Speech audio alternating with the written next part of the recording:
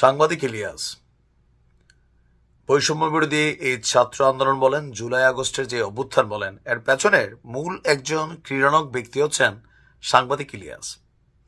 আর এই সরকার পতনের পর সমন্বয়কদের পক্ষে এই মুহূর্তে রাজনৈতিক শক্তিগুলো কেউ নাই। জামাত পিছনে পিছনে থাকতে পারে, কিন্তু অন্যরা কেউই নাই। But online king Pinaki Bhattacharya এবং সাংবাদিক ইলিয়াস, তারা কিন্তু তাদের একটা বড় ধরনের সাপোর্ট করে যাচ্ছেন। বাট এই যে ছাত্রদের যে রাজনৈতিক দল, এই দল নিয়ে সাংবাদিক ইলিয়াসের অবস্থান কি পজিটিভ নাকি নেগেটিভ? ইলিয়াস ভাইকে যারা চিনেন, তিনি যাদেরকে পছন্দ করেন তাদের অনেক কিছুতে তিনি ছাড় দেন। আবার যখন তার এথিক্সের মধ্যে আইসা যায় যে না এবার ধরা দরকার, টেকনিক্যালি ধরেন, হালকা হালকা টোকা বাড়ি দেন। যেমন ধরেন এই জাতীয় নাগরিক পার্টির অন্যতম একজন কি বলে যে নেতা হান্নান মাসুদ, তার একটা দুর্নীতি নিয়ে তিনি কিন্তু একটা স্ট্যাটাস দিয়েছিলেন। দুর্নীতি বলতে কাকে জানি জামিন করাই দিছে, আওয়ামী লীগের অনেককে সেট আপ করতেছে, এটা কিন্তু সাংবাদিক ইলিয়াসের স্ট্যাটাস ছিল। এবার এই যে ধরেন রাজনৈতিক দল যেটা হয়েছে, এখানে বাংলাদেশে আগামী দিনে সমকামীদের জন্য একটা উর্বর ভূমি হতে যাচ্ছে। কারণ জাতীয় নাগরিক পার্টি তারা তাদের এই কমিটি নিয়ে যথেষ্ট বিতর্কের মধ্যে পড়ছে। এটা নিয়ে হাসনাত আব্দুল্লাহ স্টেটাসও দিয়েছে, কিন্তু সাংবাদিক ইলিয়াস প্রথম তিনি এই বিষয়টাকে প্রকাশ্যে নিয়ে আসছেন। এখন এই যে তিনি একটা গোপন বিষয় প্রকাশ্যে নিয়ে আসলেন, নর্মালি একটা মানুষ কথা বলা বা ইলিয়াস ভাইরা কথা বলা আলাদা জিনিস আছে। তিনি একটা ডকুমেন্টারির মতন তার ইউটিউব চ্যানেলে তিনি প্রচার করে দিলেন। জাতীয় পার্টি যেটা হচ্ছে জাতীয় নাগরিক পার্টি, মোটামুটি সাংবাদিক ইলিয়াসের বাটে মনে পড়ে গেছে। ইভেন তিনি গতকালকে আহতদের নিয়ে একটা নতুন পার্টি নিয়ে এক ধরনের স্ট্যাটাস দিয়েছেন, যেগুলো একটু মিক্সিং কনসেন্ট্রেশন কিন্তু ক্রিয়েট করে।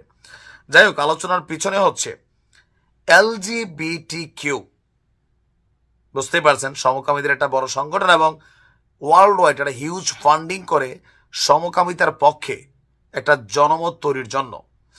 নতুন রাজনৈতিক দলের কমিটিতে জায়গা পেয়েছেন মুমতাসির মামুন নামক একজন ব্যক্তি। তার বিরুদ্ধে আপনার এই LGBTQ-তে জড়িত থাকার অভিযোগ রয়েছে।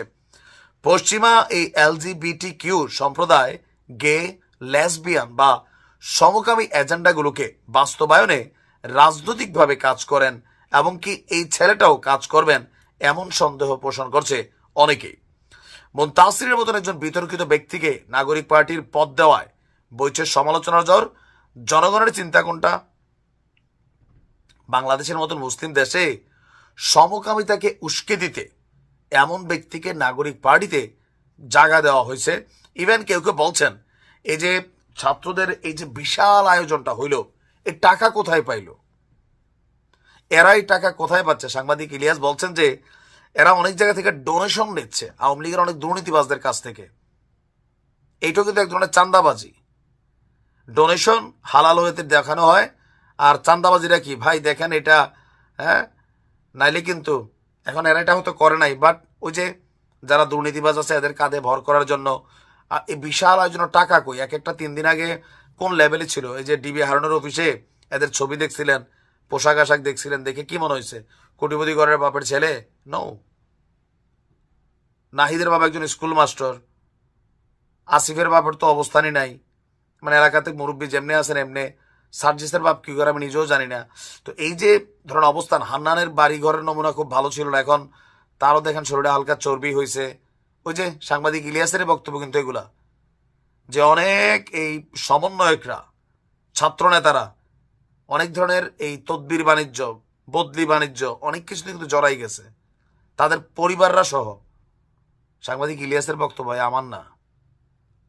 এখন সাংবাদিক ইলিয়াস ভাই যখন একের পর এক যারা আহতদের চিকিৎসা করবে ক্ষমতায় গেলে, এরকম নানান বক্তব্য কিন্তু তিনি দিচ্ছেন, আস্তে আস্তে তার গোসার জায়গাটা সামনে আসতেছে। একদিন দেখবেন যে সব ফাঁস করে দিছে, তখন না থাকবে ঘাটকা, না থাকবে ঘাটকা।